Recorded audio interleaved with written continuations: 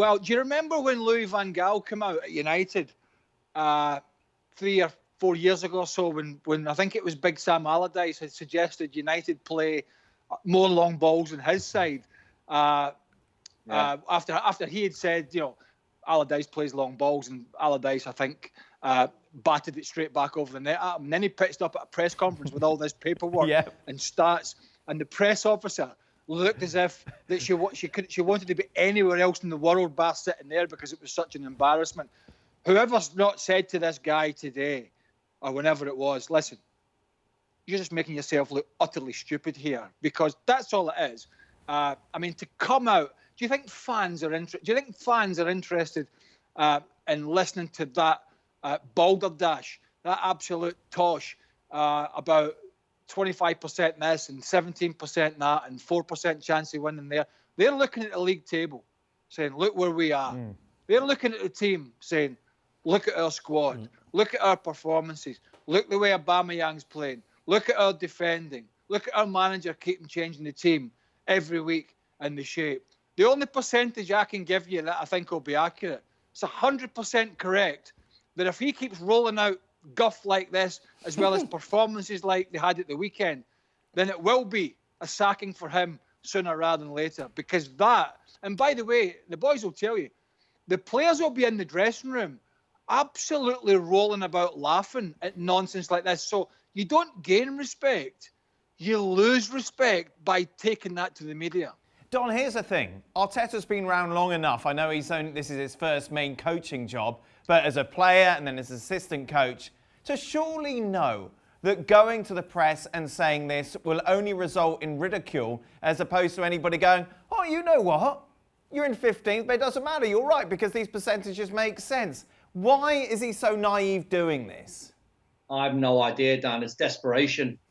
It can only be desperation, because Mikel Arteta, as an intelligent man, he knows the game. He knows what he's seeing, and he's rattling off all these percentages here, there, and everywhere.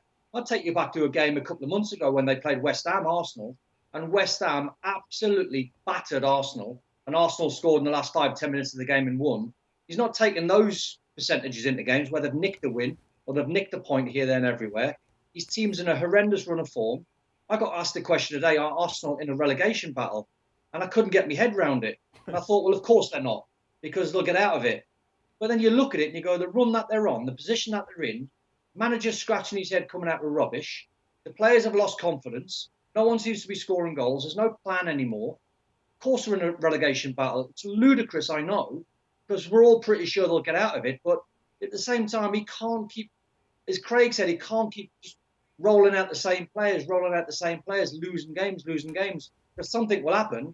And if it carries on, he'll end up losing his job, which will be a shame, I think.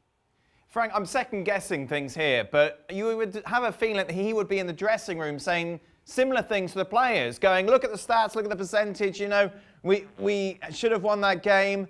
How does that come across to players who are on this horrible run? Do they accept any of it?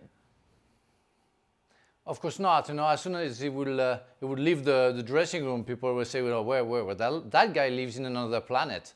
We just have to look on how we play, and the way we play, and the player that he maybe picks, who makes the thing that not working. That's the only thing. And as Craig said, everybody will be laughing and say the guy lost completely, the command of the squad. It doesn't. I'm sure Arteta doesn't even believe on what he said. The fans don't buy it. The player neither, and we don't either believe on what he said. So why he did say that? To justify the fact he's 15 in the table, and because he's a coach of Arsenal, he shouldn't be in that position. But just maybe sometimes just keep on working, be quiet, try to find a solution, but don't comment like that, because you look like a fool. He's suggesting he played well at Everton at the weekend, Dan. He didn't. No. He didn't. I mean, for those, and I think I said it at the weekend on Saturday on the show, I said, listen, if you think Arsenal come out and had more of the ball in the second half, and, in injury time they had a good minute, and I think that's all they had in the game, a good minute. It was more to do with Everton, because, as I said at the weekend, Everton under Ancelotti have got a habit of just dropping off, particularly when they're in the lead, and saying, OK, we'll get bodies behind the ball and we'll use Richarlison and Calvert-Lewin on the counter-attack. So that's smoke and mirrors to think they had the odd chance against Everton late on, or they had a bit more of the ball.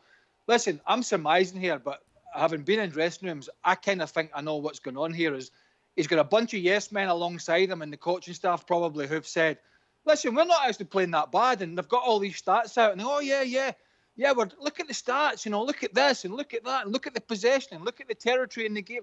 And somebody suggested to him that he could roll this out and it might take the heat off him.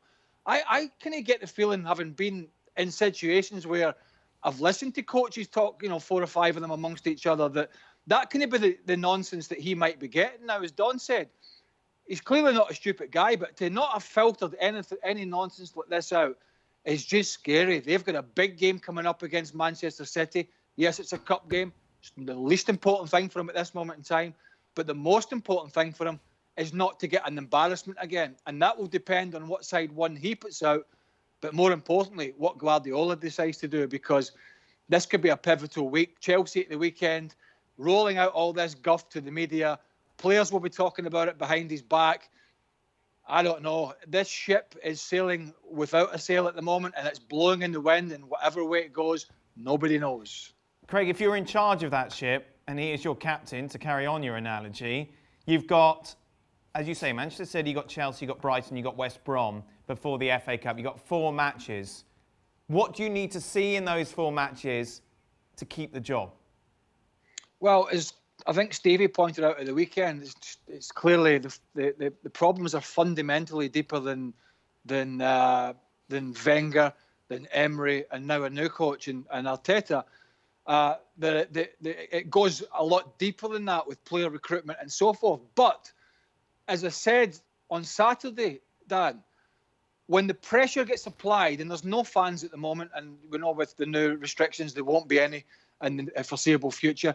But when fans are maybe waiting outside, or when the pressure's getting applied to a sporting director or a board or ownership, and online social media are hammering all these people, they will look for a scapegoat. Whether we believe Arteta is getting enough time or not, owners, chief execs and sporting directors will look for a scapegoat because they never want it to be their fault. So if it continues, there is only one scapegoat, and that is the manager. So results would be the answer to your question.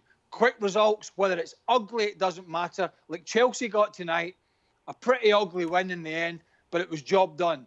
If they get some of them without playing great, job done for the time being. But if we're looking at another 5 or 6 potentially straight defeats, potentially, oh boy, it's going to be an interesting January. Don, do we say no wins in 4 and he's gone? Yeah, I think so. As long as you're competitive in the Man City game, if you lost it but you were competitive and you showed a bit of fight and a bit of spirit and some graft and you lost the game, not the end of the world. If you then went into the Chelsea game, you showed the same sort of character and the spirit, and you got beat or you drew, not the end of the world. But if you lost against Brighton and lost against West Brom, I honestly can't see how Arteta keeps his job. Well, if he loses against Chelsea, West Brom and Brighton, Don, the City game could probably go because it's City and it's the Cup, and he'll make changes and he'll use that as an excuse. But those 3 league games, Don, if it's 3 straight defeats and others around them are winning down the bottom, wow, there's a big decision to be made. Thanks so much for watching ESPN on YouTube. And for more sports highlights and analysis, be sure to download the ESPN app. And for premium content and live streaming, subscribe to ESPN Plus.